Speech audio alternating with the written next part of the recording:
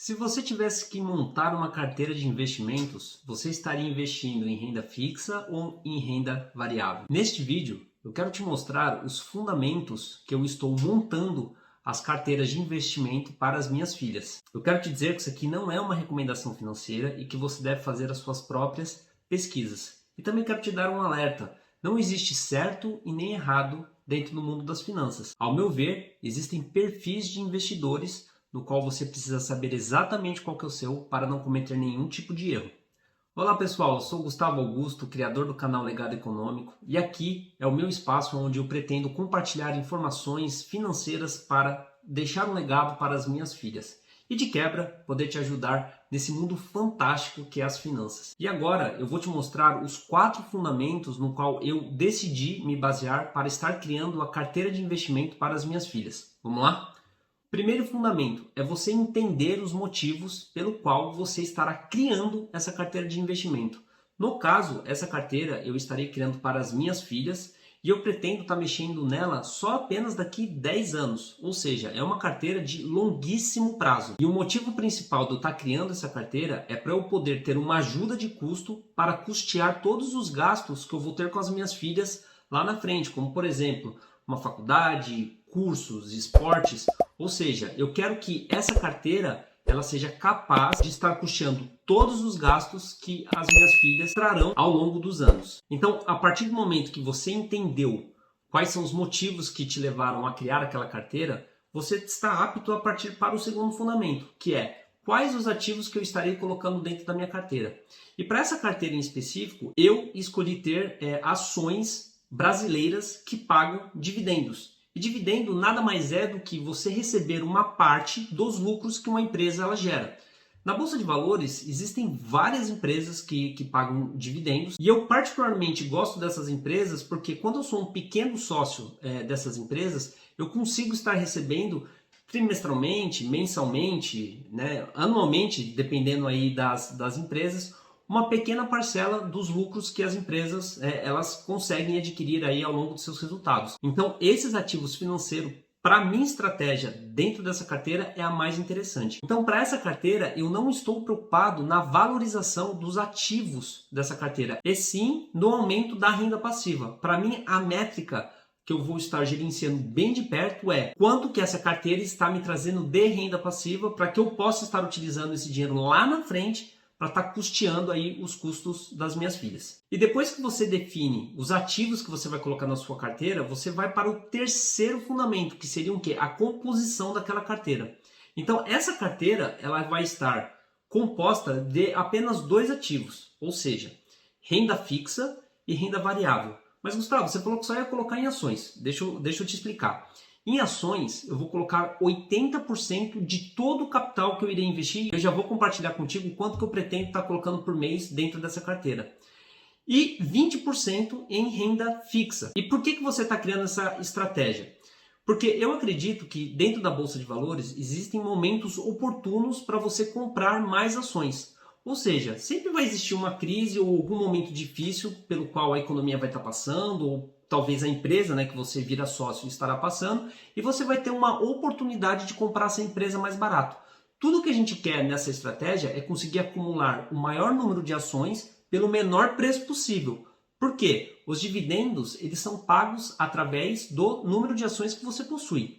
Legal? Então, esses 20% eu estarei separando em uma renda fixa de liquidez diária, para que em um momento oportuno eu possa estar utilizando esse caixa de oportunidade para estar comprando novas ações das empresas que vierem a compor aí a minha carteira. Ou seja, muito importante destacar aqui que eu não estarei investindo na renda fixa, eu apenas estarei usando a renda fixa para que o meu dinheiro não fique parado ali debaixo de um colchão, por exemplo. Então, para a minha renda fixa, eu estarei utilizando algum Tesouro Selic, por exemplo, que consiga estar me pagando pelo menos 100% do CDI. E agora vamos entender o 4º fundamento, que são as expectativas que eu tenho sobre essa carteira. E isso é importante porque você começa a entender se a tua carteira ela tá te levando para onde você deseja ir com ela. Então a primeira coisa que eu quero dizer para você é, nas minhas expectativas, eu só vou começar a mexer nesses dividendos daqui a 10 anos, ou seja, estou gravando esse vídeo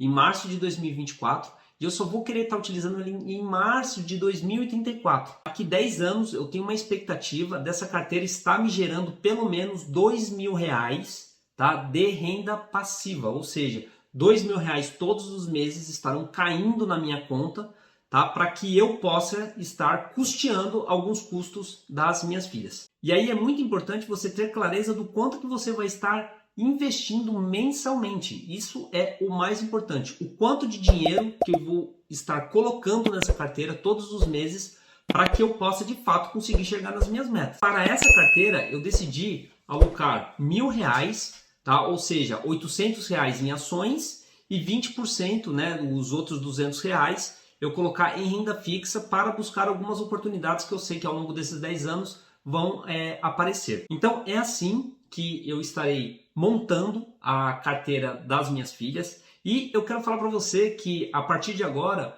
eu vou estar colocando todos esses investimentos publicamente aqui no canal para que você possa me acompanhar e ver a evolução dessa carteira.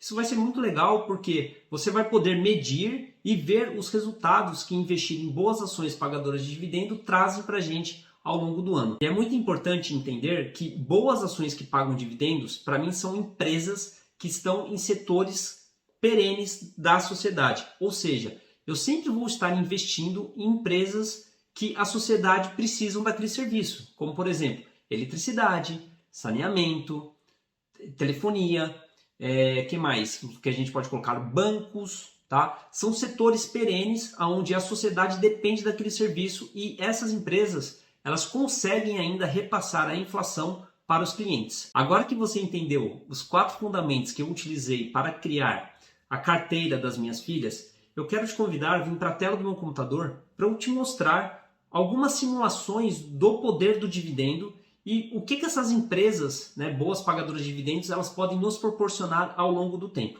Vem comigo aqui. Aqui na tela do meu computador, nós estamos na tela do AGF+, que é uma plataforma que eu utilizo para estar gerenciando os meus ativos e também poder ver algumas simulações do que já aconteceu no passado. Tá? Volto a falar para vocês, isso aqui não é uma recomendação, é só apenas um estudo para que você possa se basear nas suas pesquisas e tirar o melhor proveito disso, beleza? Eu vou colocar aqui uma empresa que eu gosto muito, que é uma empresa de transmissão de energia, que é a Taesa. Tá? E eu vou simular aqui para vocês aportes mensais de R$ 1.000, que é o que eu estou querendo fazer, num período de 10 anos. Então vamos colocar aqui 2014, tá? E vamos colocar aqui a data final como se fosse este mês. Tá? E aqui eu vou clicar no botãozinho azul para poder simular essa estratégia. Então vamos lá, vamos falar um pouquinho aqui desses resultados. Então, se eu tivesse investido, né, dentro desse período de 10 anos, o meu patrimônio acumulado seria no valor de R$ 312.760. O custo de aquisição, tá, para esse patrimônio seria de 254. Mas espera aí, Gustavo, essa conta não está batendo. Calma aí que eu vou te explicar. Do meu bolso, tá, teriam saído R$ 123.000, ou seja, esses R$ 1.000, né, durante esses 10 anos, seria o equivalente aí a R$ 123.000. Só que eu teria de proventos acumulados R$ 131.349. Então, fazendo uma soma entre esses dois, né, seria mais ou menos o que eu teria de custo de aquisição, tá, para essas ações. E hoje o meu patrimônio acumulado seria no valor de 312 mil. Tá, mas eu estou interessado com isso? Não, eu não estou interessado nessa métrica. Lembra que eu falei para você que para mim o patrimônio pouco importa? O que importa para mim? É a quantidade de dividendos que essa empresa ela vai me pagar mensalmente a partir desse momento. Então, se eu descer um pouquinho mais para frente, outro número importante aqui, ações acumuladas, tá? No caso, eu consegui acumular 8.936 ações. Então, essas 8.936 ações, tá? Ela no ano de 2023, que seria aí o último ano fechado, eu já estaria recebendo só dessa empresa, né, com esse valor investido, um valor aproximado de R$ 1.839. Ele está bem próximo do que eu já gostaria de estar ganhando. Então, se você for ver aqui abaixo, né, você consegue ver a métrica ano a ano, né, do quanto de proventos que eu estaria recebendo. Isso é muito bacana porque você consegue fazer algumas simulações de empresa para empresa. Tá? Vamos mostrar uma outra empresa aqui, só para a gente poder finalizar, que eu gosto muito também, que é uma empresa do setor bancário, que eu falei para vocês. Vamos colocar aqui, Banco do Brasil. Tá? Vamos fazer uma simulação da mesma forma, de janeiro de 2014 a março de 2014. Simular. E aqui no Banco do Brasil, como é que ficou, né? Patrimônio acumulado, 355.628. Desembolso, é o mesmo valor, né? Porque a gente está colocando R$ 1.000 por mês. E o custo de aquisição, 201 mil, e total de proventos acumulados, 80.523, ações acumuladas, 6.140. E aqui abaixo a gente consegue ver, né, como é que ficaram aqui os dividendos. Dessa empresa, em 2023, eu teria recebido R$ 22.372 e eu estaria num provento médio, né, mensal de 1.864 e uma média total de 7.320. Ou seja, é bastante dinheiro, né, levando em consideração que a gente só investiu R$ 123 mil.